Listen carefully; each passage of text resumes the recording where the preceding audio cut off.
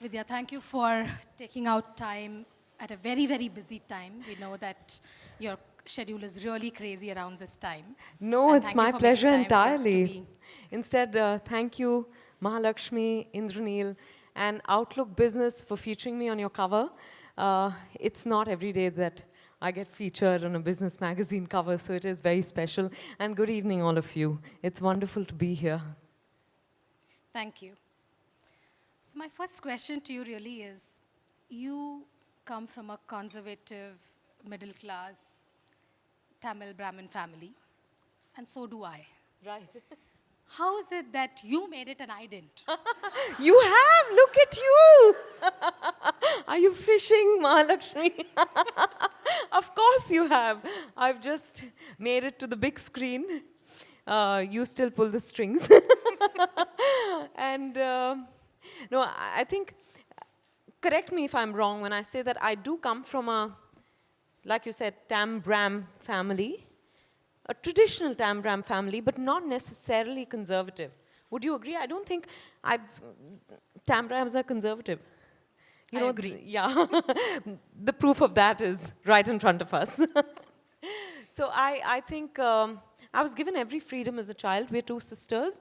My sister is 4 years older than me, and she and I have led our lives exactly the way we wanted to. The only thing we were ever told is that, whatever you do, enjoy it, do it to the best of your abilities, and go conquer the world. So that's what I think. That's the only thing we were ever told. Sure.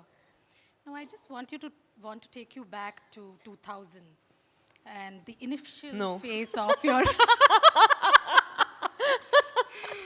the initial phase of your career when you were really facing rejections. It was a very, very tough period. Yeah. How do you cope with it? What were you telling yourself, especially the time when you had 11 rejections after signing contracts? Yeah.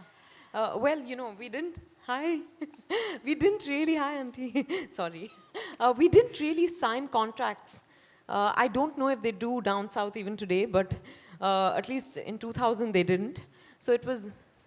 There were verbal commitments, and slowly but surely, for those who don't know, just a brief. I was doing a Malayalam film with the Mohanlal, and midway through the film, Mohanlal and the director had a problem, and therefore the film got shelved. And they had both done about 8 super hit films together. So they said, what was new in this equation? What was it different this time? So they said, oh, this is a girl, so she's jinxed. So I got, got replaced in 11 of the films I was to do after. And I think there were days when I wouldn't want to get out of bed. I would be really cranky.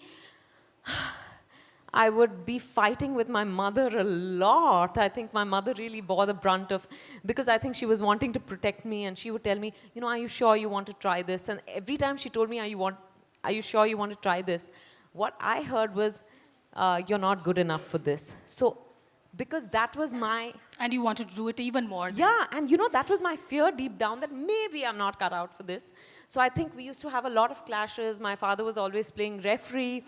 But each one of them would come up with inspirational stories, saying, do you know, my sister was in Bangalore at that time. She'd just gotten married, and she would call me and say, do you know Amitabh Bachchan had 11 flops before, Zanjeer happened? Do you know Tabu waited 6 years for her first film? And all sorts of stories.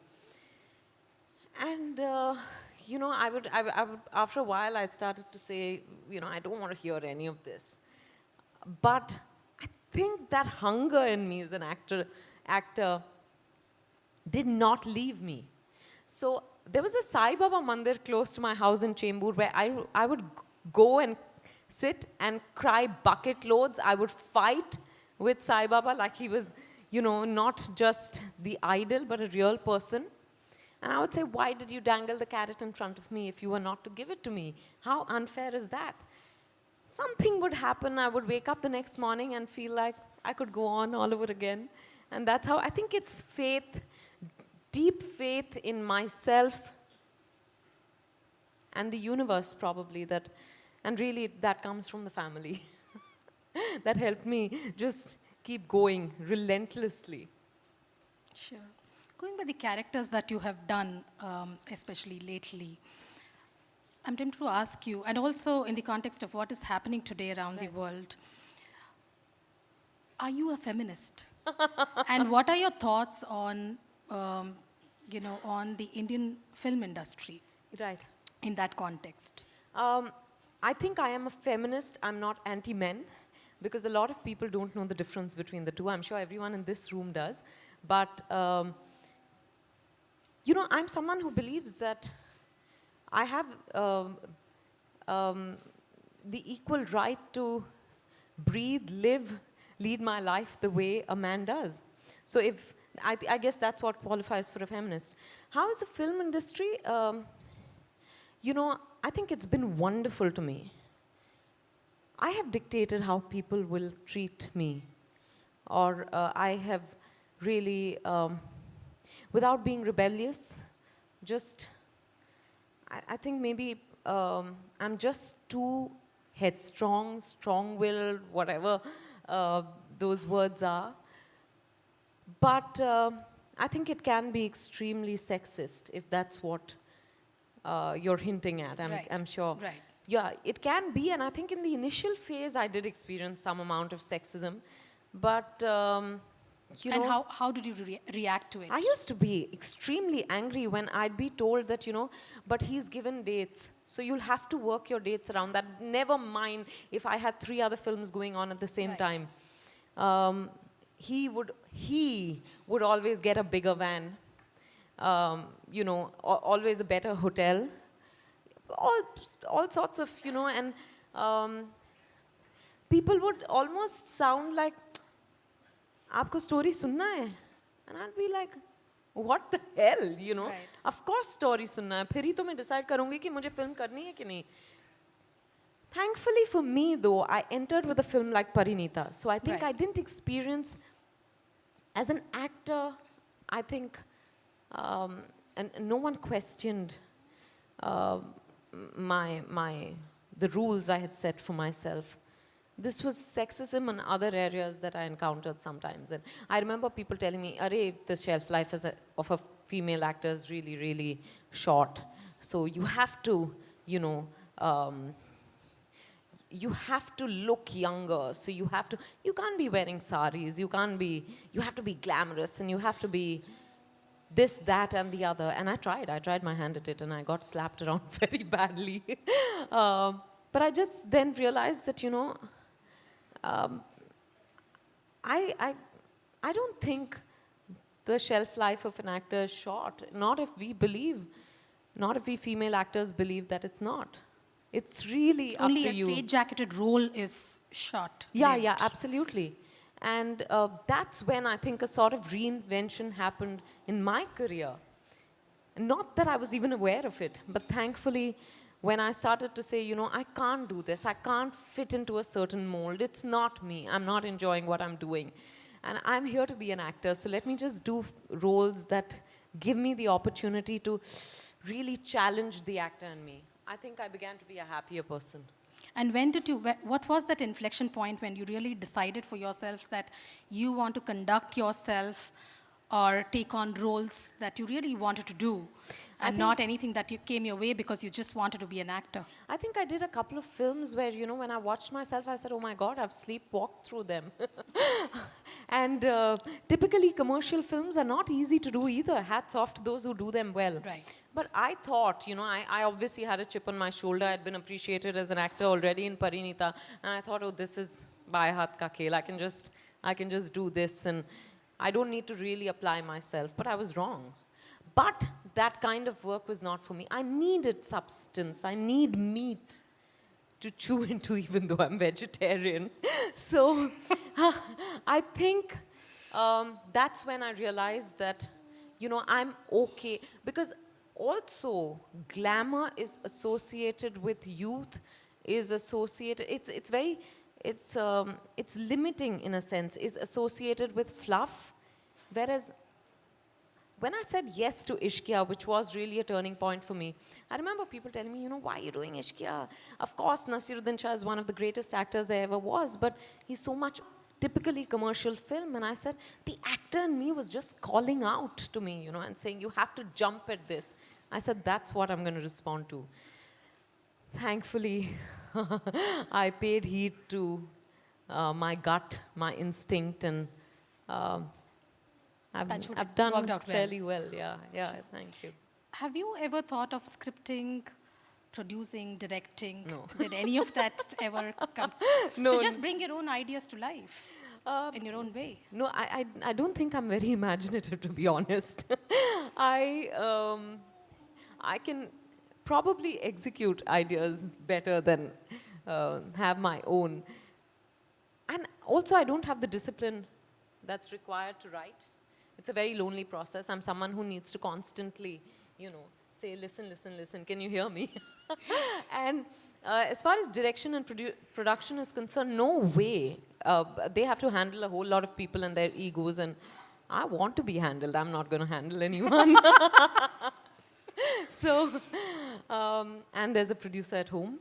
So I think we'd be tearing apart our hair, you know, if both of us were producers. Sure. I enjoy being an actor. This is what I've always wanted to do, and I'm living my dream. So I feel no need to, you know, really venture into anything else. Absolutely. You have endured a lot of ups and downs Right. and finally made your dream come true. Let me ask you, what is your dream now? If you look at the next 15, 20 years, you still... I think let's talk about the next 40 years. Wow. I just want to keep acting for the next 40 years, and I hope the universe is listening and is going to respond appropriately. But this is what I enjoy doing. Nothing's changed since I first decided, I think at the age of 8, that I wanted to be an actor. And therefore, I think it's not going to change. You know, that's all really. Those are my plans. It's not, I don't have specific goals. I just want to keep, I hope I enjoy everything that I do, because success and failure is really not in my control. You know, they are like the seasons. Change is constant and you can't fight that. But I hope I keep enjoying what I do.